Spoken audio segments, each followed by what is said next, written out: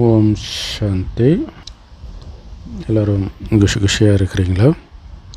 8/6/2025 அவ்யக்த Murali. Original date 15/11/2005. Baba சொல்கிறாங்க, உண்மையான உள்ளத்தோட பாபாவுக்கும் பிராமண குடும்பத்திற்கும் அன்பானவராகி உழைப்பு செய்வதிலிருந்து விடுபடக்கூடிய உறுதிமொழி எடுங்கள், அதன் லாபத்தையும் எடுங்கள். அல்லையா? உள்ளபூர்வமான அன்பு இருக்கணும், பாபா மேலேயும் சரி பரிவாரத்தின் மேலேயும் சரி. அப்படி இருந்தாலே உழைப்பு இருக்காது இல்லையா? அன்பு இருக்கிற இடத்துல கஷ்டம் அனுபவமாகாது. ஸோ அப்படி அன்புனால் உழைப்பிலிருந்து விடுபடுவேன்னு சத்தியம் பண்ணுங்கன்றார். இன்றைக்கி பாப்தாதா நாலாபுரத்திலும் இருக்கக்கூடிய தன்னுடைய உயர்ந்த சுயராஜ அதிகாரி குழந்தைகளை, ஸ்வமானத்தில் இருக்கக்கூடிய குழந்தைகளை பார்த்துட்டு இருக்கிறார். பாபா குழந்தைகளை தன்னை விட உயர்ந்த ஸ்வமான் கொடுத்துருக்கிறார் குழந்தைங்களுக்காக. ஸோ அதே மாதிரி ஒவ்வொரு குழந்தையும் காலில் விழுற பழக்கத்திலிருந்தே விடுவித்து தலை கிரீடமாக ஆக்கியிருக்கிறார். ஸோ தெய்வங்களின் கால்லையும் சரி கடவுளுடைய கால்லையும் சரி விழுறதுலேருந்து காப்பாற்றிட்டார். என்னோடய குழந்தை என் இதய சிம்மாசனத்தில் உட்காரு, எதுக்கு காலில் விழுந்துட்டு இருக்கிற, நீ ஒன்றும் பக்தர் கிடையாது அப்படின்னு நம்மளை பக்தியிலேருந்து விடுவிச்சிருக்கிறார். அதே மாதிரி தன்னை எப்போவுமே அன்பான குழந்தைகளின் வேலைக்காரன், சேவாதாரி அப்படி தான் சொன்னார். ஸோ இவ்வளோ பெரிய அதிகாரத்தின் ஸ்வமானத்தை குழந்தைங்களுக்கு கொடுத்தார்.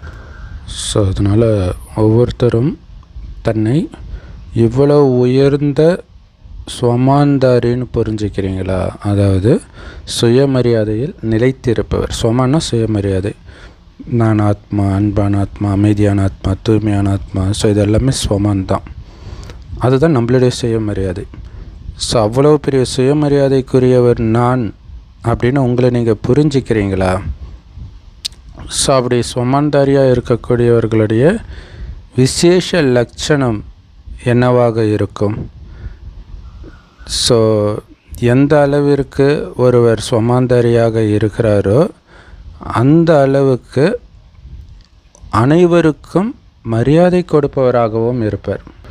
ஸோ எந்த அளவுக்கு தன்னுடைய மரியாதையில் இருக்கிறாங்களோ அந்த அளவுக்கு தான் பிறருக்கும் அவங்க மரியாதை கொடுப்பாங்க இல்லையா? தன்னுடைய சுயமரியாதையில் இருக்கிறவங்க. ஸோ அதே மாதிரி எந்த அளவுக்கு சுயமரியாதையில் நிலைச்சிருக்கிறாங்களோ அந்த அளவுக்கு பணிவுடையவராகவும் இருப்பாங்க, பிறருக்கு பிரியமானவராகவும் இருப்பாங்க. ஸோ அப்படி சுயமரியாதையில் நிலைச்சிருக்கிறவங்களுடைய அடையாளம் என்ன அப்படின்னா, பாபாவுக்கு மிகவும் அன்பானவராக இருப்பாங்க, கூடவே அனைவருக்குமே அன்பானவராக பிரியமானவராகத்தான் இருப்பாங்க. எல்லைக்குட்பட்ட அன்பு கிடையாது, எல்லைக்கு அப்பாற்பட்ட அன்பு, ஆன்மீக அன்பு. எப்படி பாபா அனைவருக்கும் அன்பானவராக இருக்கிறார்? ஸோ ஒரு மாதத்து குழந்தையாக இருக்கலாம், அல்லது ஆதியில் வந்த ரத்னமாகவும் இருக்கலாம். ஆனால் ஒவ்வொருத்தரும் நான் பாபாவுடையவன், பாபா என்னுடையவர் அப்படின்னு தான் ஏற்றுக்கிறாங்க. ஸோ புதுசாக வந்த குழந்தைங்கள பாபா மட்டம் தட்டுறதெல்லாம் கிடையாது.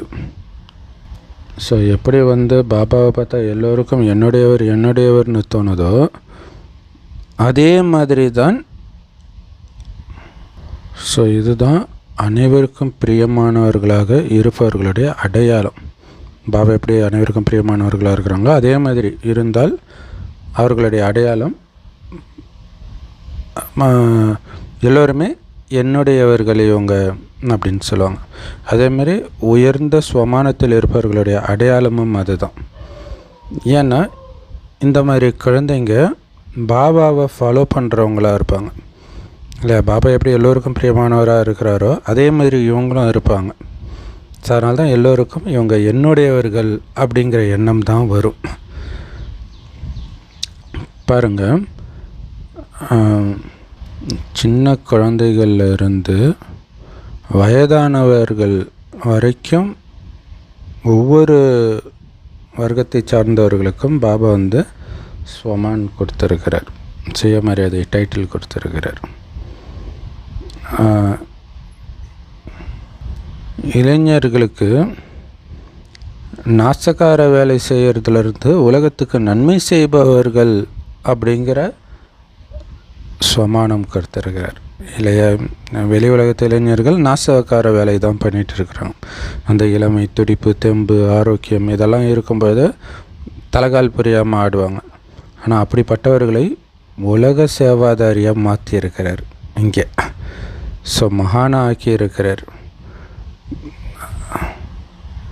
ஸோ அது இளைஞர்களை பாபா அப்படி மாற்றினார்.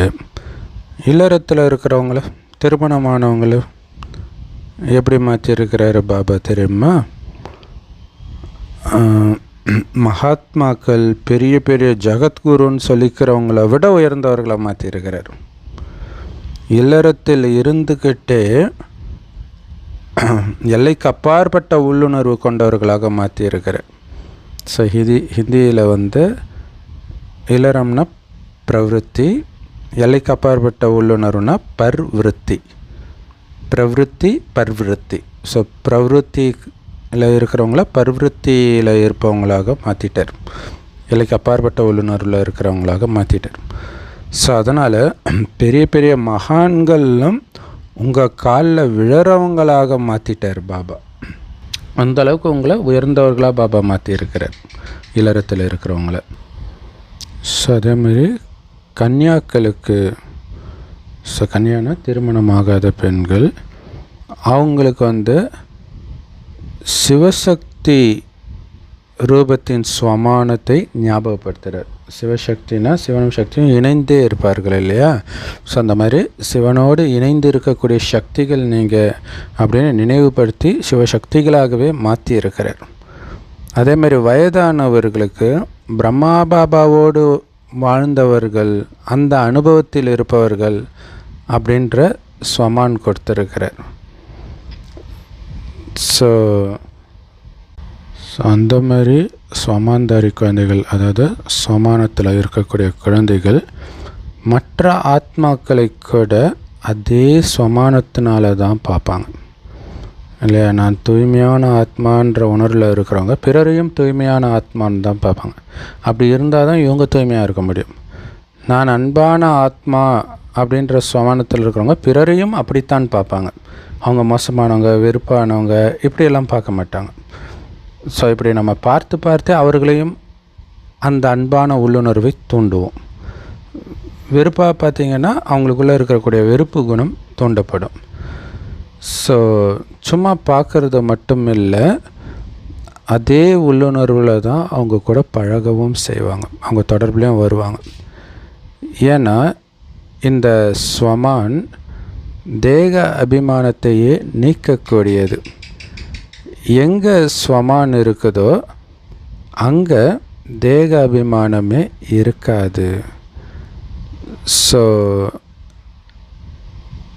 இந்த தேக அபிமானத்தை நீக்குவதற்கான ரொம்ப ஈஸியான சாதனம் என்ன அப்படின்னா எப்போவுமே ஸ்வமானத்தில் இருக்கிறது தான். சூப்பரில், லவ் யூ பாபா. இல்லை, தேக உணர்வை அழிக்கிறது தான் லட்சியமே. நீங்கள் ஸ்வமானத்திலே எப்பவும் இருந்தீங்கன்னா தேக அபிமானம் போயிடும். நான் தூய்மையான ஆத்மா, நான் ஆத்மான்றதே தேக அபிமானத்தை நீக்கும். கூடவே நான் தூய்மையான ஆத்மா, அன்பான ஆத்மா, இதெல்லாம் அந்த தெய்வீக குணத்தை தாரணையும் பண்ண வைக்கும். ஸோ அதனால் எப்போவுமே ஒவ்வொருத்தரையும் ஸ்வமானத்திலேயே பாருங்கள். ஸோ தேகாபிமானத்தை நீக்கிறதுக்கான வழி எப்போவுமே ஸ்வமானத்தில் இருக்கவும் செய்யணும், பிறரையும் அந்த ஸ்வமானத்தின் மூலமாகத்தான் பார்க்கணும் இல்லையா? அவர்களையும் அதேமாதிரி தூய்மையான ஆத்மா, அன்பான ஆத்மா அப்படி பார்க்கணும். ஸோ அப்போ தான் இந்த தேக உணர்வு உடையும். ஸோ ஒருத்தர் வந்து காலாட்படையை சார்ந்தவராக இருக்கலாம், 16,108 மணிமாலையில் கடைசி நம்பராக கூட இருக்கலாம். இருந்தாலும் அந்த கடைசி நம்பரில் இருக்கிறவங்களுக்கு கூட நாடகத்தின்படி பாபா மூலமாக ஏதோ ஒரு விசேஷம் கண்டிப்பாக இருக்கும். ஸோ அப்படி சொமானத்தில் இருக்கிறவங்க விசேஷங்களை பார்த்து சொமான் கொடுப்பாங்க. ஸோ அவர்களுடைய பார்வையில், உள்ளுணர்வில், செயலில் அவரவர்களுடைய விசேஷங்கள் கலந்து இருக்கும். ஸோ யாரெல்லாம் பாபாவுடையவர்களாக ஆகி இருக்கிறாங்களோ அவங்க விசேஷ ஆத்மாக்கள் தான். அவங்க வரிசைக்கிரமமாக இருக்கலாம், ஆனாலும் இந்த உலகத்தில் கோடியில் ஒருவர் அவங்க இல்லையா? ஏன்னா கோடியில் ஒருத்தருக்கு தானே பாபா ஞானம் கிடைக்குது. அது சாதாரண விசேஷம். அது பாபாவுடைய ஞானத்தை பெற்ற கோடியில் ஒருவர் தேர்ந்தெடுக்கப்பட்டிருக்கிறாங்க சொர்க்கத்துக்கு. ஸோ அது எவ்வளோ பெரிய விசேஷம். ஸோ அந்த மாதிரி உங்களை அனைவரும் விசேஷ ஆத்மாக்கள்னு புரிஞ்சிருக்கிறீங்களா? ஸ்வமானத்தில் நிலைச்சி இருக்கணும், தேக அபிமானத்தில் கிடையாது. ஸ்வமானத்தில் நிலைச்சிருக்கணும்.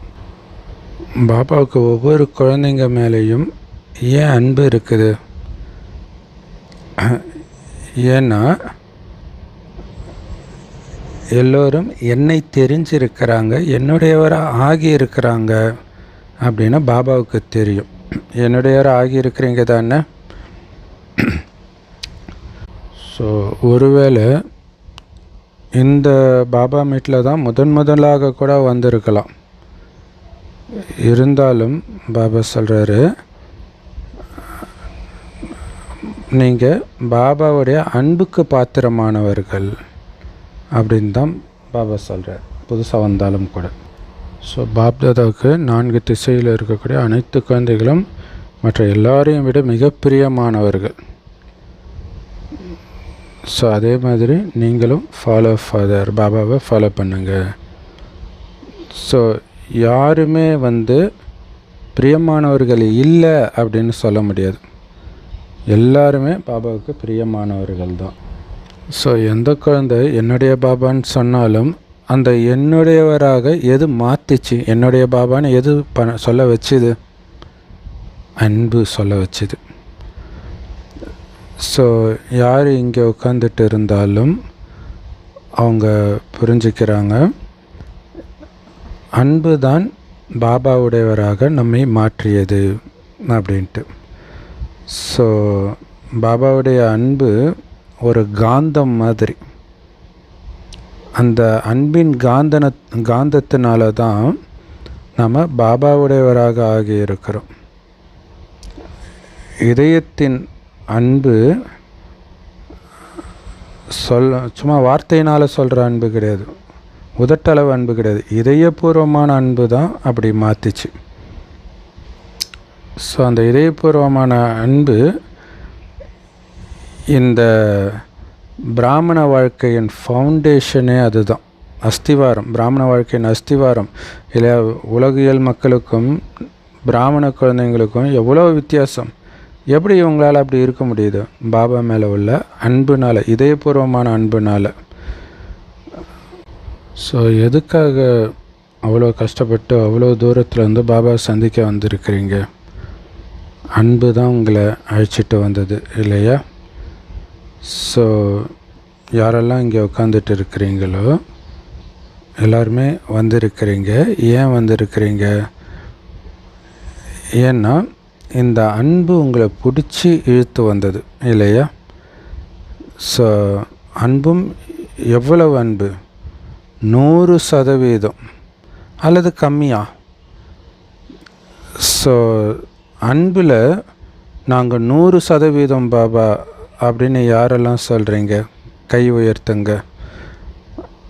அன்பில் 100%, கொஞ்சம் கூட கம்மி கிடையாது. நல்லது. ஸோ இவ்வளவு அன்பு பாபா மேலே வச்சுருக்கிறீங்க இல்லையா?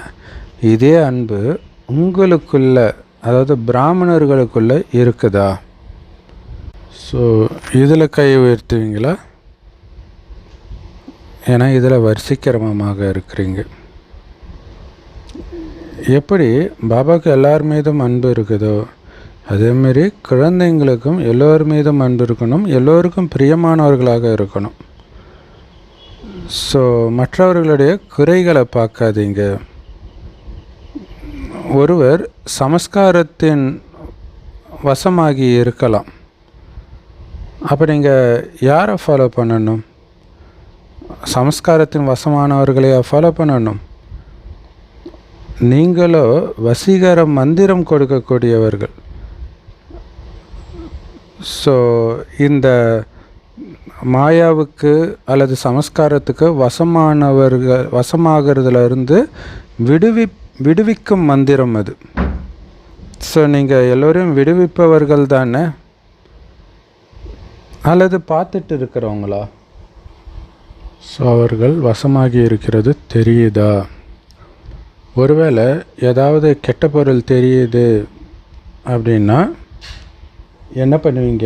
ஸோ கெட்ட பொருள், கெட்ட விஷயம் ஏதோ ஒன்று தெரியுது அப்படின்னா என்ன பண்ணுவீங்க? பார்த்துக்கிட்டே இருப்பீங்களா? அல்லது அதிலிருந்து தூர விலகி போயிடுவீங்களா?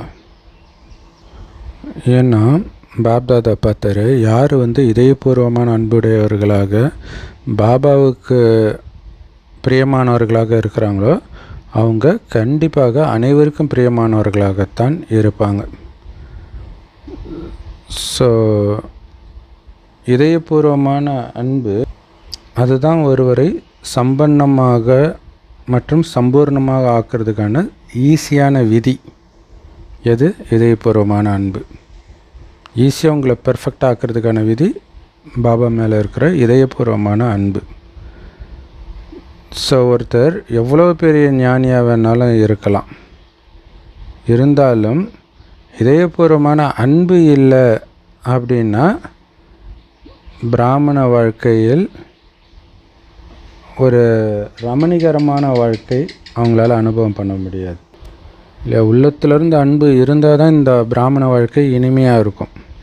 அன்பே இல்லாமல் ஞானம் மட்டும் இருந்துச்சுன்னா இந்த வாழ்க்கை இனிமையாகவே இருக்காது. ஸோ உள்ளபூர்வமான அன்பு இல்லைன்னா வாழ்க்கை, பிராமண வாழ்க்கை இனிமையாக இருக்கிறதுக்கு பதில் காஞ்சி போன வாழ்க்கை மாதிரி இருக்கும். ஏன்னா ஞானத்தில் எப்போ அன்பு இல்லையோ, அன்பில்லாத ஞானம் இருந்தால் அந்த ஞானத்தில் தேவையற்ற கேள்விகள்லாம் வரும். இது ஏன், இது எப்படி, அப்படி இப்படின்னு அதிலே சந்தேகத்தில் விட்டு போயிடும். ஸோ அந்த பாபா மேலே அன்பு வரும்போது தான் இந்த கேள்விகள் இருக்காது. அதே மாதிரி தான் மனிதர்கள்கிட்டையும் அன்பு, உள்ளபூர்வமான அன்பு இருக்கும் பொழுது அவங்களுடைய குறைகள் கண்ணுக்கு தெரியாது. ஏன் இப்படி, அப்படி இந்த மாதிரி கேள்வியெல்லாம் வராது. ஸோ எப்போ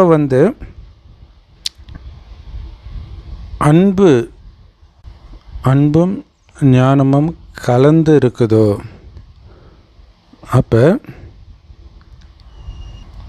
அன்பானவர் சதா அன்பில் மூழ்கி இருப்பார். ஸோ அப்படி அன்பாக இருக்கிறவங்க நினைவு செய்கிறதுக்கான உழைப்பு கூட பண்ண வேண்டியது இருக்காது. வெறும் ஞானியாக இருந்தாங்க, அன்பு இல்லை அப்படின்னா தான் உழைப்பு பண்ண வேண்டியதாக இருக்கும் பாபாவை நினைக்கிறதுக்கு. அன்பில் இருந்தால் தானாக அந்த நினைவே இல்லை வந்துக்கிட்டு இருக்கும். இப்போ ஒருத்தவங்க லவ் பண்ணுறாங்கன்னா அந்த அன்பு இருக்கனால அவங்க நினைவு வந்துக்கிட்டே இருக்கும். ஸோ அந்த மாதிரி பாபா மேலே அங்கே அன்பு இருக்கணும்.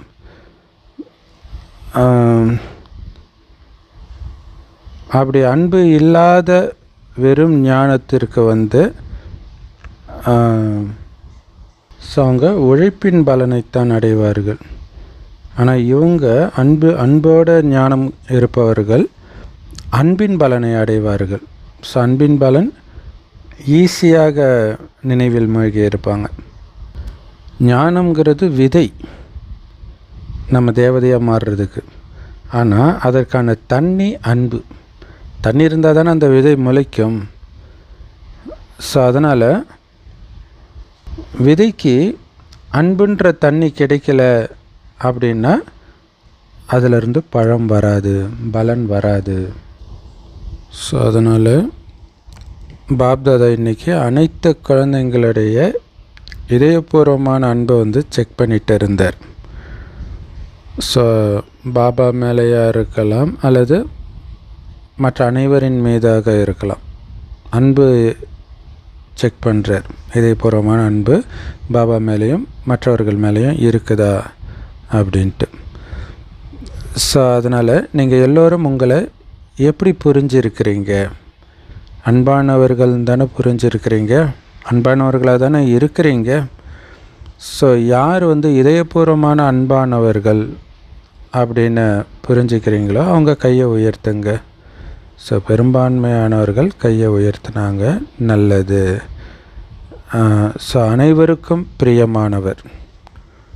ஸோ பாபாவுக்கோ கண்டிப்பாக அனைவருமே பிரியமானவர்கள் தான், இதயபூர்வமான அன்பு கொண்டவர்கள் தான். அதே மாதிரி அனைவருக்கும் அதே மாதிரி பிரியமானவர்களாக இருக்கிறீங்களா? அனைவருக்கும். ஸோ ஒவ்வொருத்தரும் புரிஞ்சுக்கிறாங்க, இவர் என்னுடைய சகோதரன் சகோதரி அப்படின்னு புரிஞ்சுக்கிறீங்களா ஒவ்வொருத்தரும்? ஸோ ஒவ்வொருத்தரும் புரிஞ்சுக்கிட்டீங்களா இவங்க என்னுடையவர்கள் அப்படின்னு புரிஞ்சுக்கிறீங்களா? அல்லது சிலர் மட்டும்தான் என்னுடையவர்கள்னு புரிஞ்சுக்கிறீங்களா? எப்படி வந்து பாபா மீது அன்பு 100% இருக்குதுன்னும் போது எல்லோரும் கையை உயர்த்தினீங்க. ஸோ எல்லோரும் பாபாவுக்கு பிரியமானவர்கள் தான். அதே மாதிரி நீங்கள் ஒவ்வொருத்தருக்காகவும் கை உயர்த்துவீங்களா? ஆமாம், இவரும் எல்லோருக்கும் பிரியமானவர் தான் அப்படின்னு கை உயர்த்துவீங்களா?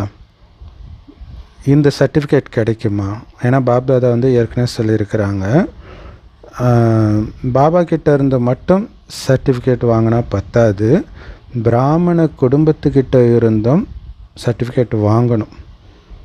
ஏன்னா இப்போ பாபா வந்து தர்மத்தையும் ஸ்தாபனை பண்ணுறார், ராஜ்யத்தையும் ஸ்தாபனை பண்ணுறார், ரெண்டும் ஒன்றாக ஸ்தாபனை பண்ணிகிட்டு இருக்கிறார்.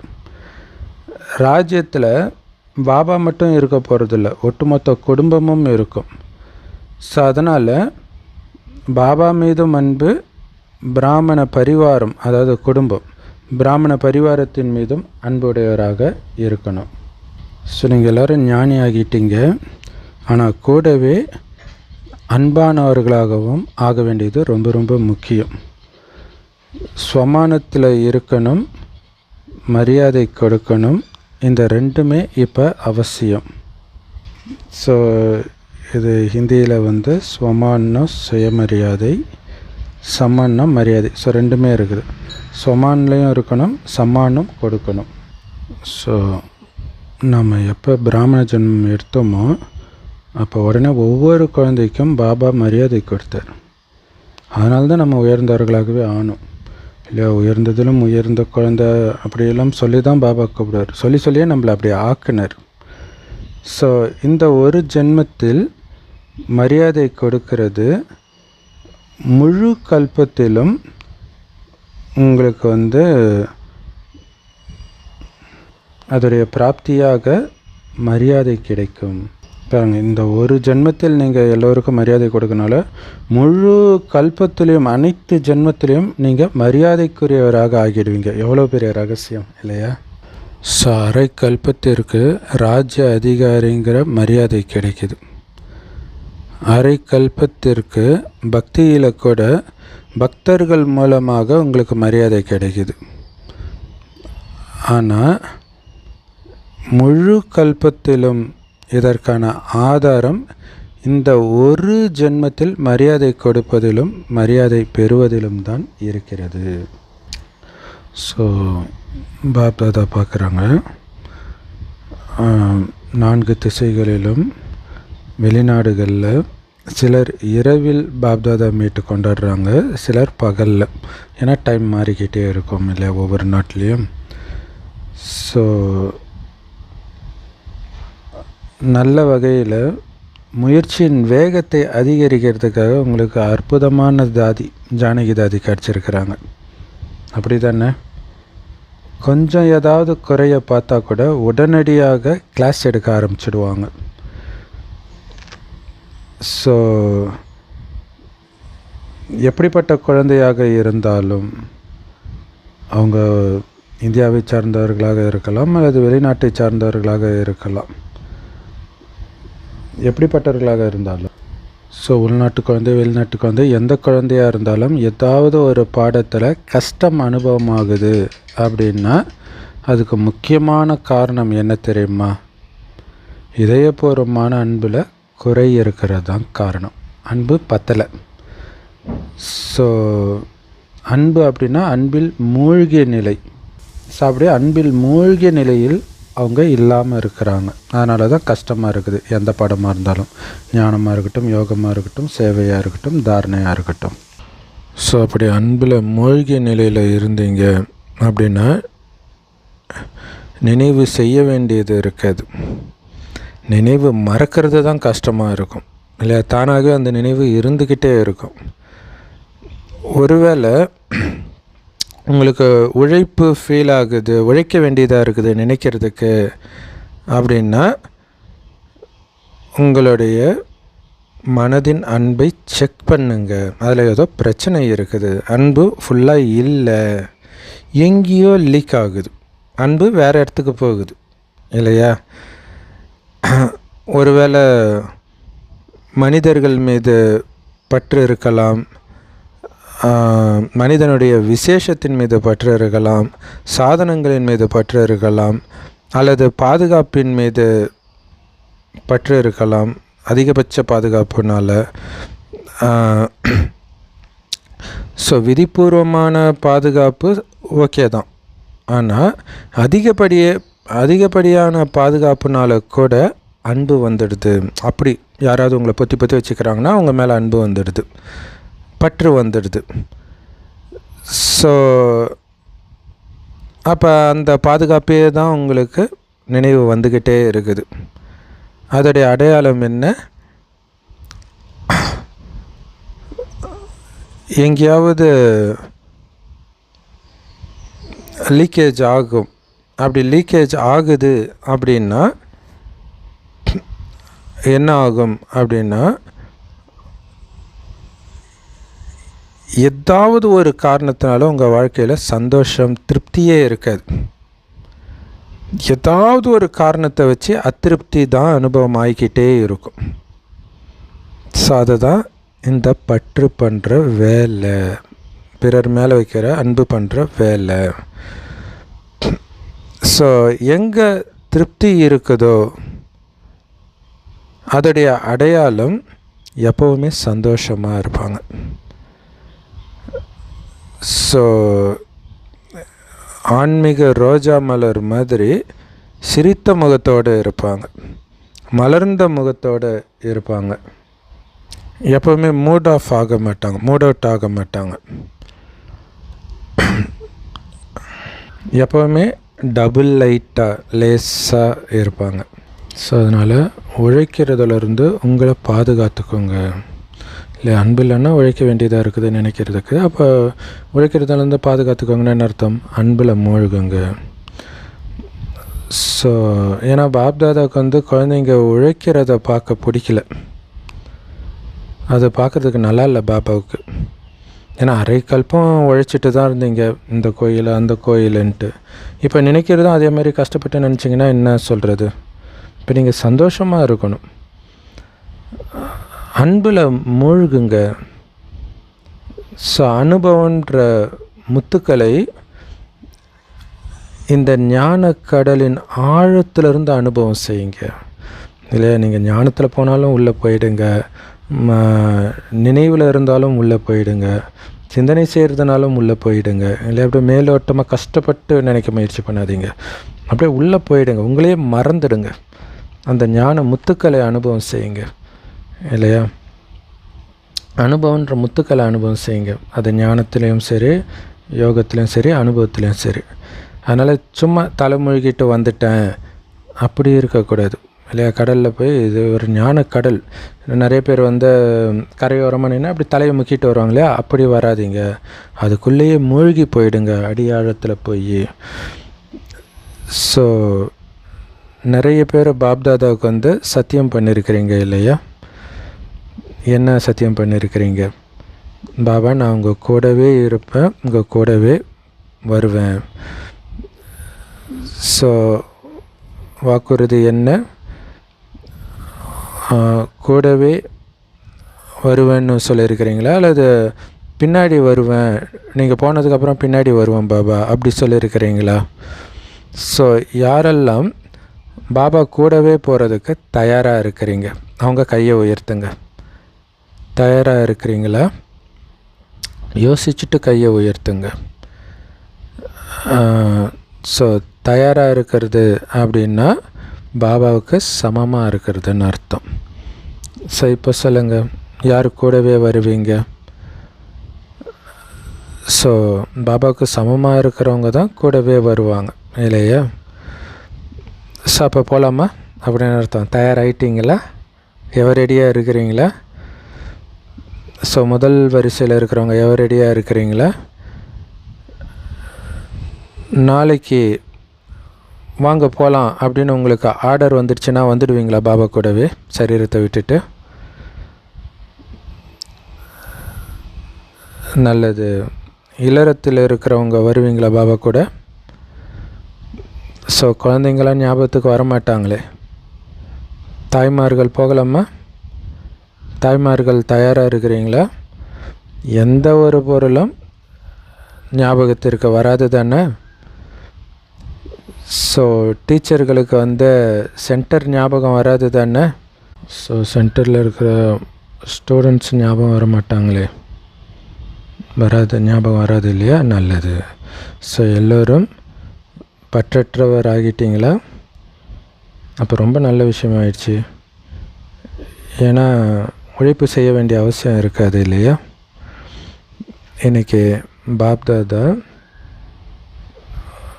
எல்லோரையும் பார்க்குறார்.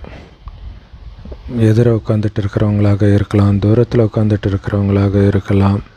ஆனாலும் நீங்கள் எல்லோரும் பாபாவுடைய இதயத்தில் தான் உட்காந்துட்ருக்கிறீங்க. எல்லோருக்கும் இன்றைய தினம் உழைப்பிலிருந்து முக்தி அடைய விரும்புகிறீங்க தானே. ஸோ முக்தி அடைவீங்களா? கடின உழைப்பிலிருந்து முக்தி அடைவீங்களா? சொன்னோடனே எல்லோரும் கை தட்டிட்டீங்க. அடைவீங்களா? முக்தி அடைவீங்களா? நாளையிலிருந்து எந்த தாதிகள் முன்னாடியும் வரக்கூடாது. ஸோ உழைப்பு செய்யக்கூடாது. ஸோ எனக்கு யோகாவே வர மாட்டேங்குது தாதி அப்படின்லாம் நாளையிலிருந்து யாரும் சொல்லக்கூடாது. சந்தோஷமாக சந்திக்கணும் இல்லையா? இந்த மாதிரி கம்ப்ளைண்ட்டோடு சந்திக்கக்கூடாது. அதேமாதிரி ஜோன் ஹெட்டுக்கிட்ட, ஜோனுக்கு தலைமையில் இருக்கிறவங்க கிட்ட கம்ப்ளைண்டோடு போகக்கூடாது. கம்ப்ளீட்டாக இருக்கணும். கம்ப்ளைண்ட் இருக்கக்கூடாது, கம்ப்ளைண்ட் பண்ணக்கூடாது. சரியா? ஏன்னா இங்கே எதுலேயுமே உழைப்பு இருக்கக்கூடாது. யோகா மட்டும் இல்லை, தாரணை, ஒத்து போகிறது, எல்லாமே ஈஸியாக சகஜ யோகியாக, சகஜ புருஷார்த்தியாக இருக்கணும். ஸோ இப்போ கை உயர்த்துங்க. பாருங்கள், யோசிச்சுட்டு கை உயர்த்தணும். அப்படியே பாபா சொன்ன உடனே கையை உயர்த்திடக்கூடாது. ஸோ எந்த கம்ப்ளைண்ட்டும் இருக்கக்கூடாது. என்னுடையதுன்ற எதுவுமே இருக்கக்கூடாது. எதுவுமே என்னது கிடையாது. நானும் இருக்கக்கூடாது, என்னுடையதும் இருக்கக்கூடாது. எல்லாம் முடிஞ்சு போயிடணும். பாருங்கள், சத்தியம் பண்ணியிருக்கிறீங்க. நல்லது, வாழ்த்துக்கள். ஆனால் என்ன,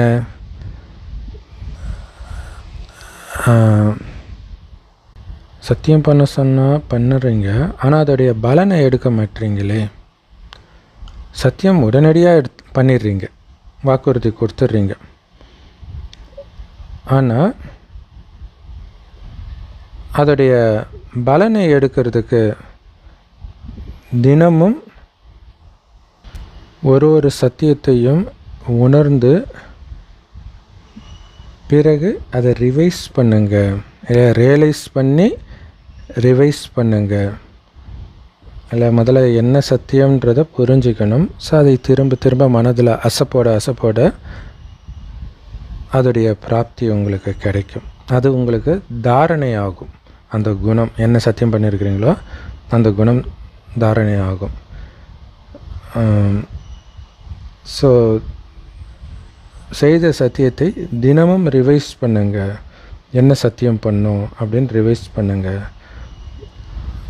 அமிர்த வேளையில் பாபாவை சந்தித்த பிறகு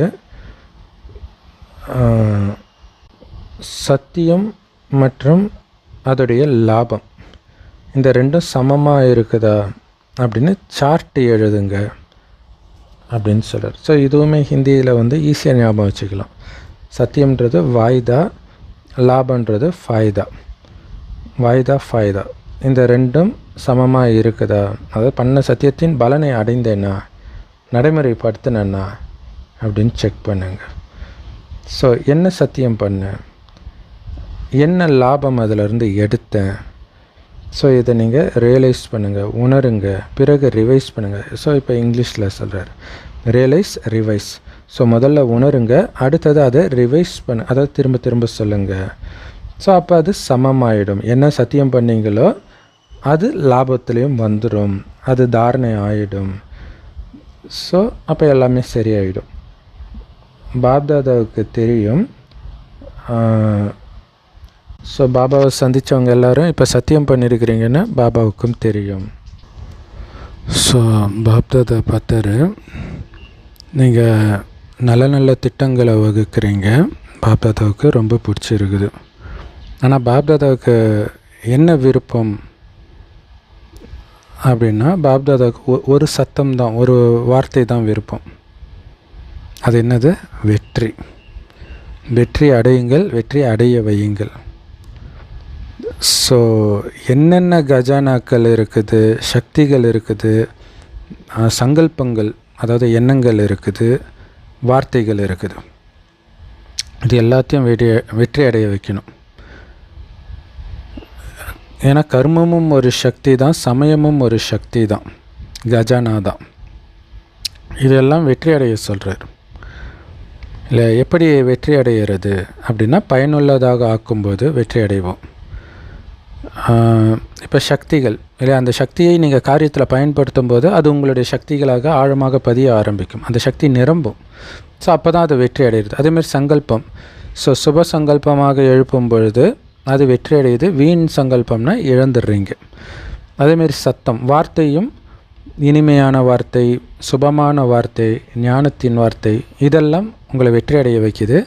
வீண் வார்த்தை, விகார வார்த்தை, எதிர்மறை வார்த்தை, இது எல்லாமே உங்களை தோல்வி அடைய வைக்குது.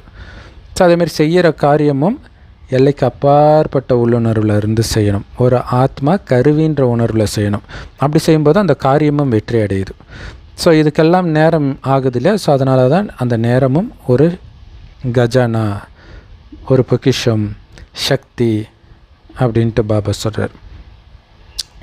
ஸோ ஒவ்வொரு கர்மமும் நமக்கு சக்தி தான், கஜானா தான். ஸோ அனைத்தையும் நீங்கள் வெற்றி அடையணும். ஸ்தூல செல்வமாக இருந்தாலும் சரி, அலௌகிக்க கஜானா, இந்த எண்ணம், வார்த்தை, செயல், உள்ளுணர்வு, இதெல்லாம் அலௌகிக்க கஜானா.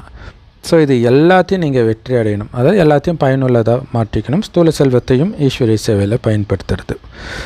ஸோ நான் வெற்றிமூர்த்தின்ற சர்டிஃபிகேட் வாங்கியே தீரணும் நீங்கள், இல்லையா? ஒரு இந்து தெய்வங்கள் கையில் ஆயுதங்கள் இருக்கிறதெல்லாம் என்ன, அது வெற்றி அடைஞ்சிட்டு உட்காந்துட்டு இருக்கிறாங்க சண்டை போட்டு மாயையோடு சண்டை போடுறதுனா என்ன அர்த்தம்? இதை எல்லாத்தையும் பயன்படுத்தி பயனுள்ளதாக ஆக்கிட்டாங்க, அப்போ தான் ஜெயிச்சிட்டாங்கன்னு அர்த்தம். ஸோ வெற்றி அடையுங்கள், வெற்றி அடைய வையுங்கள். ஒருவேளை ஏதாவது தோல்வி இருந்தது அப்படின்னா, எதுலையாவது உங்களால் வெற்றி அடைய முடியல அப்படின்னா,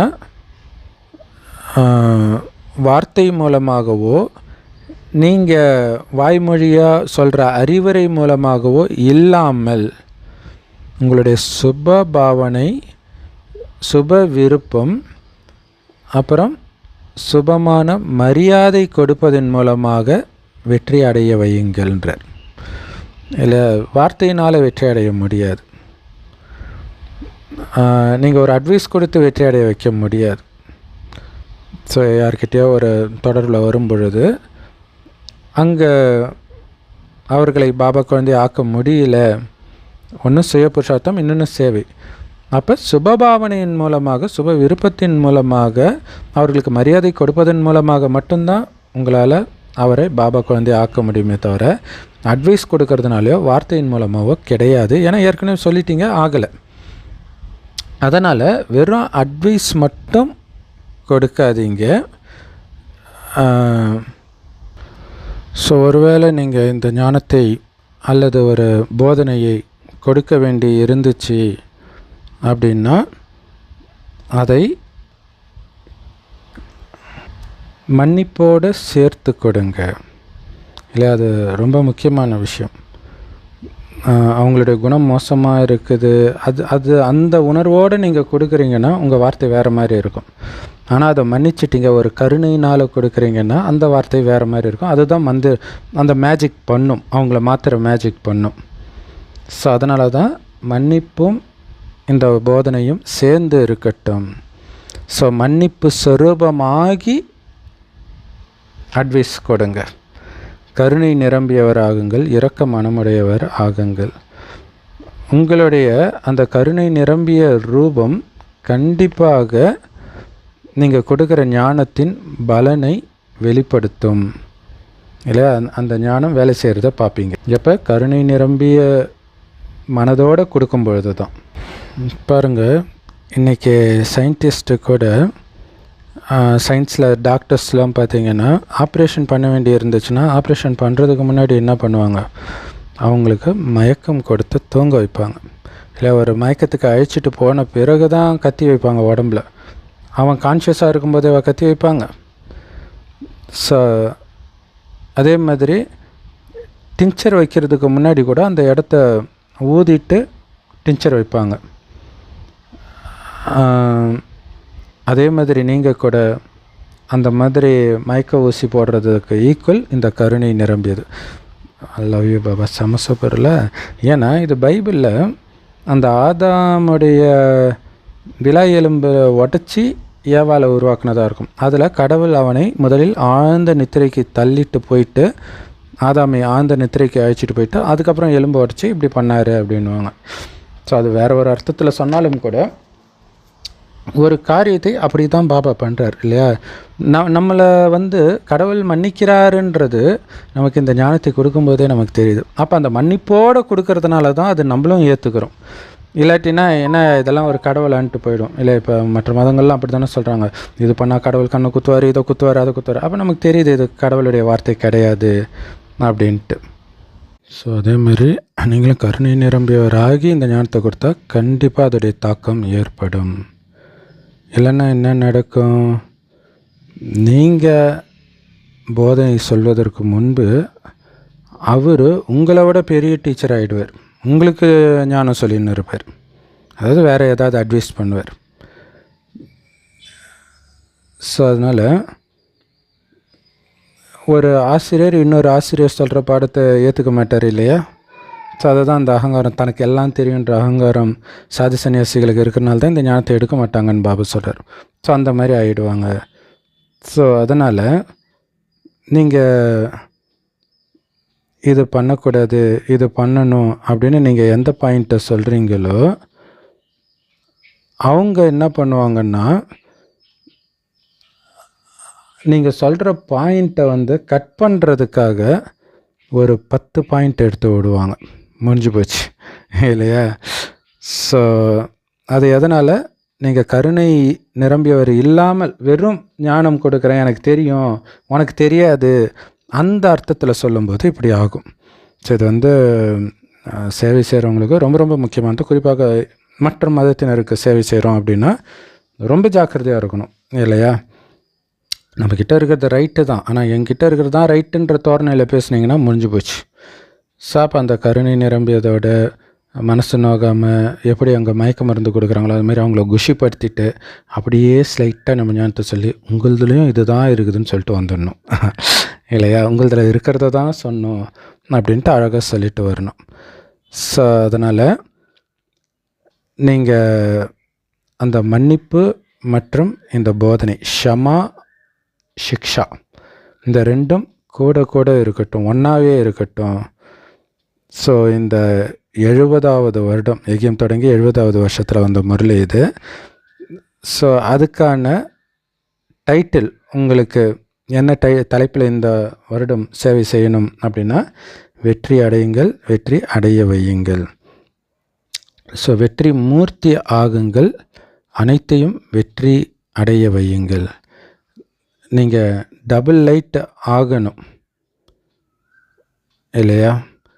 ஸோ அப்போ வெற்றி அடையுங்கள் இல்லை, அனைத்தையும் பயனுள்ளதாக்குங்கள். அதுதான் வெற்றி அடையிறது இங்கே. ஸோ உங்களுடைய சமஸ்காரத்தையும் வெற்றி அடையணும், பயனுள்ளதாக மாற்றணும். எது உங்களுடைய ஒரிஜினல் சமஸ்காரமாக இருக்குதோ, ஆதி சமஸ்காரமாக இருக்குதோ, அனாதி சமஸ்காரமாக இருக்குதோ, தேவதைகளுடைய சமஸ்காரமாக இருக்குதோ, அதுதான் உண்மையிலே ஆத்மாவுடைய சமஸ்காரம். ஸோ அதை வெளிப்படுத்துங்க. அதுதான் ஆத்மாவுடைய உண்மையான சமஸ்காரம். அது உள்ளே இருக்குது, அதை இப்போ எமர்ஜ் பண்ணுங்க. மற்றபடி தலைகீழான சமஸ்காரத்தெல்லாம் அழிச்சிடுங்க. ஆதி அனாதி சமஸ்காரத்தை எமர்ஜ் பண்ணுங்க. இப்போ எல்லாருக்கும் ஒரே ஒரு கம்ப்ளைண்ட் இருக்குது, இன்னும் அதை முடிக்கலை. அது என்ன? சமஸ்காரம் மாற மாட்டேங்குது, இன்னும் மாறலை அப்படிங்கிறது தான் அந்த கம்ப்ளைண்ட்டாக இருக்குது. அதை மாற்றுங்க. ஸோ எல்லோரும் உழைப்பிலேருந்து விடுபடுறதுக்கான சத்தியம் பண்ணிட்டீங்க தானே? ஸோ எல்லோரும் கையை உயர்த்தினாங்களாம். பாபா சொல்கிறார், நல்லதாக போச்சு, எல்லாருடைய ஃபோட்டோவும் எடுங்க அப்படின்ட்டார். சரி, இப்போ ஒரு நிமிஷத்துக்காக உங்களுடைய இதயத்திலிருந்து இந்த சத்தியத்தை திடத்தன்மைன்ற அண்டர்லைன் பண்ணுங்க இல்லையா? அந்த சத்தியத்தை அண்டர்லைன் முக்கியமானது இல்லையா? ஸோ அண்டர்லைன் பண்ணுங்க. உங்களுடைய இதயத்தில் இது பக்காவாகட்டும், உறுதியாகட்டும் அப்படின்னு சொல்லிட்டு பாபா ட்ரில் பண்ண வச்சுருக்கிறாரு. நல்லது. தாதிகளுடன் சந்திப்பு. ஸோ தாதியை பார்த்து பாபா கேட்கார், நல்லா இருக்கீங்க தானே? ஸோ எல்லோரும் உங்களை பார்த்து, ஸோ தாதிமார்களெல்லாம் பார்த்து குஷி அடைகிறாங்க. பாபா மற்றும் குழந்தைகள் ரெண்டு பேரையும் பார்த்து குஷி அடைகிறாங்க. ஏன்னா ரெண்டு பேருமே சமமானவர்கள். எல்லோருக்கும் பிரியமானவர்கள், செல்லமானவர்கள் நீங்கள்.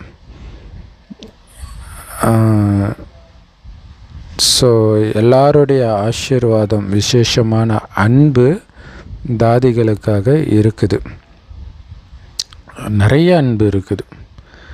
ஏன்னா யார் நிமித்தமாகறாங்களோ ஸோ அவங்களுக்கு பொறுப்பும் வந்துடுது. அதனால் அன்பும் அந்த அளவுக்கு வந்துடுது. ஏன்னா எல்லாருடைய அன்பும் ஆசீர்வாதமும் அவங்களுடைய வாழ்க்கையில் ஒரு லிஃப்டாக வந்துடுது. இல்லை, அவங்க முன்னேறதுக்கு இந்த அன்பும் ஆசீர்வாதமும் ஒரு லிஃப்ட் மாதிரி வேலை செய்யுது. ஸோ நீங்களும் யாரெல்லாம் நிமித்தம் ஆகுறீங்களோ உங்களுக்குமே லிஃப்ட்டு கிடச்சிடுது. ஆனால் அந்த லிஃப்ட்டை நீங்கள் பத்திரமா வச்சுக்கணும். வச்சுக்கிட்டிங்கன்னா அதிலிருந்து லாபத்தை எடுக்க முடியும். இந்த எக்ஸ்ட்ரா வரதானம் உங்களுக்கு கிடைக்கிது. எந்த காரியமாக இருந்தாலும், ஈஸ்வரிய காரியமாக இருக்கட்டும், யஜ்ய சேவையாக இருக்கட்டும், யார் விசேஷமாக நிமித்தம் ஆகிறாங்களோ அவர்களுக்கு ஆசீர்வாதம், அன்பு ரெண்டுக்கான லிஃப்ட் கிடைச்சிடுது. ஆசீர்வாதம் மற்றும் அன்புன்ற லிஃப்ட் கிடைச்சிடுது. அதிலும் குறிப்பாக அன்பு இருக்குது பாருங்களா, அது என்ன மாதிரி ஒரு பொருள் அப்படின்னா, ஒருவரை எப்படி இருந்து எப்படி ஆக்கக்கூடியதுன்னு பாருங்கள். அப்படி ஆளே மாற்றக்கூடியது இந்த அன்பு. ஸோ அன்பை பற்றி தான் இன்றைக்கி ஃபுல்லாகவே பாபா பேசியிருக்கிறார் இல்லையா. இன்றைக்கி உலகத்தில் கூட யார்கிட்டையாவது என்ன வேணும்னு கேளுங்களாம், என்ன சொல்லுவாங்க? அன்பு வேணும்னு தான் சொல்லுவாங்க. அமைதி வேணும்னு சொல்லுவாங்க, ஆனால் அதுவுமே அன்பின் மூலமாகத்தான் கிடைக்கும். ஸோ அதனால் இந்த அன்பு, ஆன்மீக அன்பு தான் எல்லாத்தையும் விட உயர்ந்தது, நல்லது. வரதானம் இணைந்த சொரூபத்தின் நினைவின் மூலமாக மறதியற்றவர் ஆகக்கூடிய நிரந்தர யோகி ஆகுங்கள். அதுக்கு விளக்கம், எந்த குழந்தைங்க தன்னை பாபாவோடு இணைந்த ரூபத்தில் அனுபவம் பண்ணுறாங்களோ அவங்க நிரந்தர யோகி ஆகுங்கள் அப்படின்ற அந்த வரதானம் அவங்களுக்கு தானாகவே கிடைச்சிடுது.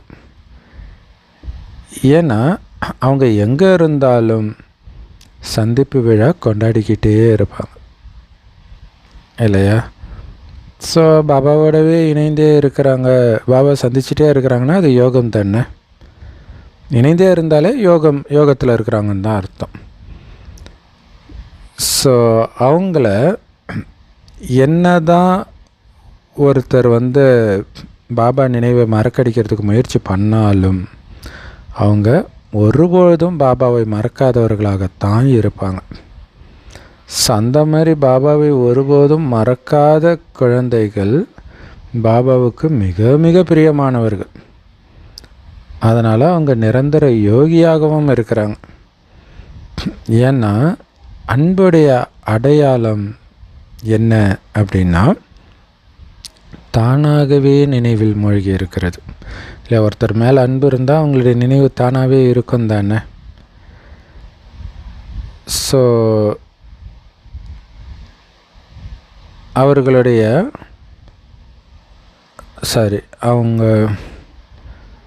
அவங்களோட எண்ணம்ங்கிற நகத்தை கூட மாயாவால் அசைக்க முடியாது. இல்லை, எண்ணத்தில் கூட மாயா வேலை காட்ட முடியாது. அந்த அளவுக்கு பாபா நினைவில் ஸ்ட்ராங்காக இருப்பாங்க. ஸோ மொத்தத்தில் பாபாவோடு இணைந்து இருந்தால் அந்த அன்பு யோகம் எல்லாம் நிரந்தரமாக இருக்கும், மாயா ஒன்றும் பண்ண முடியாது. ஸ்லோகன். ஸோ ஏன் இப்படி பண்ணலை அல்லது ஏன் இந்த தப்பு பண்ணேன், ஏன் இந்த மாயக்கிட்ட விழுந்தேன், இப்படியெல்லாம் காரணம் சொல்வதற்கு பதிலாக கரெக்டாக பண்ணுறதுக்கு நான் என்ன பண்ணணும் அதை பண்ணுங்க, நிவாரணம் பண்ணுங்க. அப்போ தானாகவே பலருடைய ஆசீர்வாதங்களை பெறுவதற்கு உரிமையுள்ளவர், அதிகாரி ஆகிடுவீங்க. அவ்யக்த இஷாரா, ஆன்மீக ஸ்திதியில் நிலைத்திருப்பதற்கான முயற்சி பண்ணுங்க, உள்நோக்கு முகமுடையவர் ஆகுங்கள். ஸோ உள்நோக்கு முகமுடையவர் அந்தர்முகின்னுவாங்க ஹிந்தியில். ஸோ உள்நோக்கு முகமுடையவர் ஆகி